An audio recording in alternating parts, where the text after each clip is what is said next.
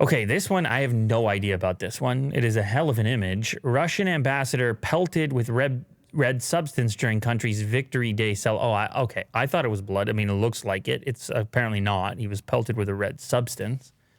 This is some sort of protest, I presume.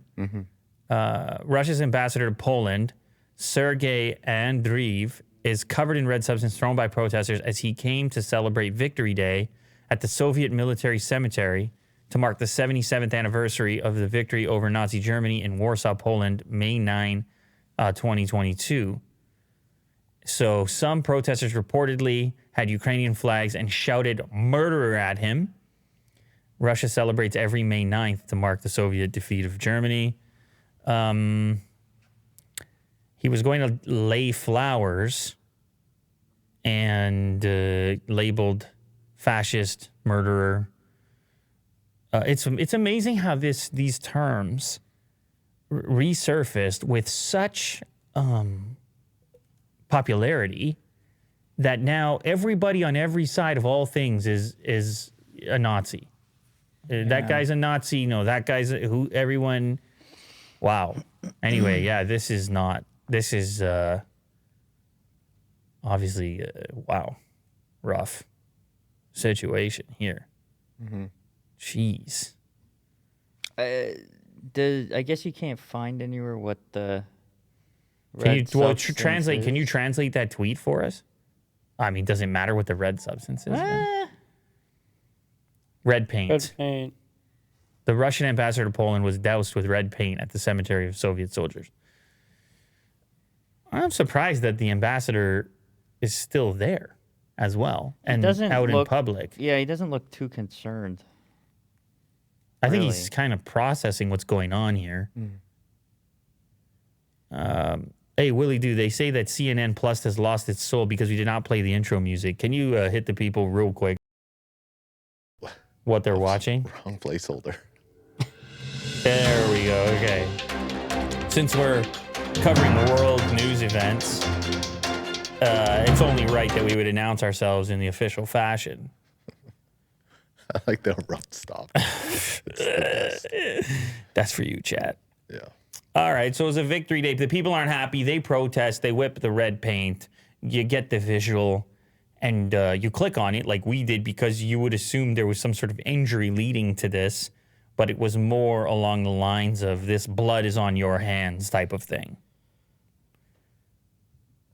Yeah. No. Well, I mean, and that's the extent of it. They had it in Russia as well, but yeah, I mean, it's for him to. It's pretty effective and quick and easy. I'll say that. The red paint stuff. Well, I mean, if it's an immediate human reaction when you see it. He would have probably thought something would happen if he went out in public and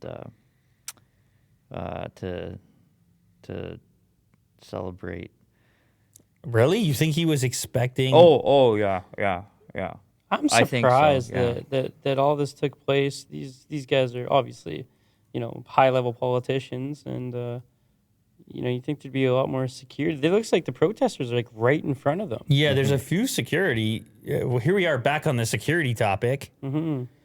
I think the truth of the matter is that if you really want to get to somebody, speaking of security, and you're crafty about it, it's pretty hard to fully neutralize it because it's a couple things.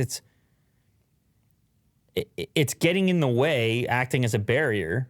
But then what if the Pope? What if the people that want to get to you, they escalate what they're doing that's or carrying? That's what I'm saying. Whatever, The thing I say is the Pope, the thing that the Pope rides around. You're talking about the Pope Mobile? Yeah, the Pope Mobile. That's a different situation. No, but I mean, there's nothing that it's all bulletproof. It's all. He's had a couple different Pope Mobiles over the years. That one's kind of. I don't know why it looks so goofy, but it does. Ryan. It looks funny. Hey, man. I'm not. Odd. Ryan. You'd think nothing they could do against better. the Pope. I mean, click on that article. This is all the Pope Mobiles through the years. Visit this article here. This is our sister company, CNN. Hat tip CNN. Oh man. Okay, this is number 1 of 21. It's a slideshow. Here we have an upgrade, number 2. It doesn't look fully enclosed doesn't at even that have- point. yeah, on the I don't know. sides. It's mostly enclosed. They know where they're driving. Okay, look at this. This one looks good. 3 of 21. That's a nice place to ride. Yeah.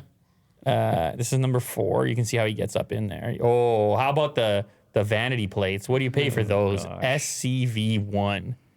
I don't even know what it means, but Yeah. I could Vatican. speculate. The I was V going to is say Vatican. Too, yeah. something or other. Oh, a night picture. A nighttime shot. This is when they switched to the G-Wagon, which is a more recent Popemobile. Well, obviously a heavily modified. G-Wagon, by the way, made by Magna, local company around the corner. Oh, yeah. That's their Austrian arm that makes that vehicle. We've talked about it many times on this. Look, off-roading Vin. Is that a Subaru? Off-roading Popemobile. No Pope in the vehicle as it's off-roading. Probably being brought to the Pope. Maybe Vin has a future in his Subaru of driving the Pope. It's possible. I don't know if the Pope's going to be in Picton anytime soon, but you'll be ready to go. Now, this Popemobile, very low-tech. That's just a Fiat Jeep. Yeah. License plate SCV3. Oh, I like the hand gesture here. Ryan, can you show the people on this camera what the hand gesture is? Oh, okay. No? Well, you don't know what it means. Yeah. So. No, I have no idea. Well, depending on where you are in the world. Yeah, this is some of these Popemobiles look a little makeshift compared to. I thought this has got to be older though. That's got to be in the 80s. This is like, here's a Range Rover Popemobile. You know why it's a Range Rover Popemobile? Maybe he's in the UK or something. He is. Look at the guy in the front there. Look at the hat. Yeah, he's in. So they're like, you're coming here? Boy, we got you with the Range Rover Popemobile. Yeah, because you can't be taking the Popemobile all around the world, right? Oh, that's an incident. Maybe. That might be an incident. Well, you can read. I mean, there's a caption below, right here. Pope John Paul II is shot by a would-be assassin, Mehmet Ali Agha, in St. Peter's Square. On May 13th, 1981, following the assassination attempt, the Popemobile was equipped with bulletproof glass. So this was your last open-air Popemobile as a consequence. So they actually had a precedent for getting all this bulletproof glass on there. Assassination attempt. I did not know that. Did you know that? Bus. Did there was an assassination attempt? I don't recall. I didn't know that either. I don't recall, but you know, those assassination attempts on world leaders, that there was a whole era of that. Yeah. You don't see that as much. No. Or you don't hear about it. Maybe because it was a couple presidents. The Pope wasn't that far. I mean, I guess that was 81. Somebody's saying that they should do a Lamborghini Popemobile.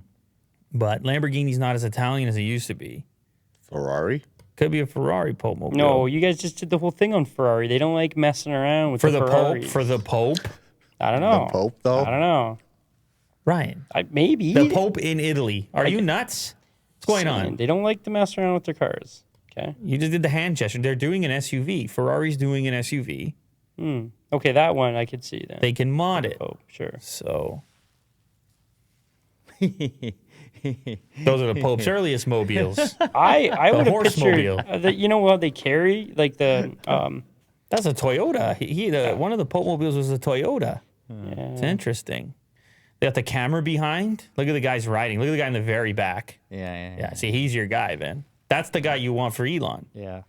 Look, he's got a briefcase or something. Oh yeah. I mean, this guy, what's he even looking at? Like, he's seeing things before they happen. Yeah.